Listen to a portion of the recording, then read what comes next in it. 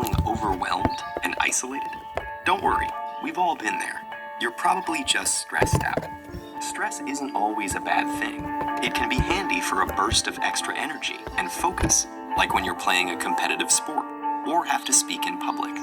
But when it's continuous, the kind most of us face day in and day out, it actually begins to change your brain. Chronic stress, like being overworked or having arguments at home, can affect brain size, its structure, and how it functions, right down to the level of your genes. Stress begins with something called the hypothalamus pituitary adrenal axis, a series of interactions between endocrine glands in the brain and on the kidney, which controls your body's reaction to stress. When your brain detects a stressful situation, your HPA axis is instantly activated and releases a hormone called cortisol, which primes your body for instant action. But high levels of cortisol over long periods of time wreak havoc on your brain. For example, chronic stress increases the activity level and number of neural connections in the amygdala, your brain's fear center. And as levels of cortisol rise, electric signals in your hippocampus, the part of the brain associated with learning, memories, and stress control, deteriorate.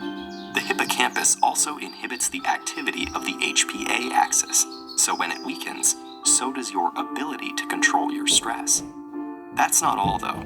Cortisol can literally cause your brain to shrink in size. Too much of it results in the loss of synaptic connections between neurons and the shrinking of your prefrontal cortex, the part of your brain that regulates behaviors like concentration, decision-making, judgment, and social interaction. It also leads to fewer new brain cells being made in the hippocampus. This means chronic stress might make it harder for you to learn and remember things, and also set the stage for more serious mental problems like depression and eventually Alzheimer's disease. The effects of stress may filter right down to your brain's DNA. An experiment showed that the amount of nurturing a mother rat provides its newborn baby plays a part in determining how that baby responds to stress later in life. The pups of nurturing moms turned out less sensitive to stress because their brains developed more cortisol receptors, which stick to cortisol and dampen the stress response. The pups of negligent moms had the opposite outcome, and so became more sensitive to stress throughout life. These are considered epigenetic changes, meaning that they affect which genes are expressed without directly changing the genetic code. And these changes can be reversed if the moms are swapped.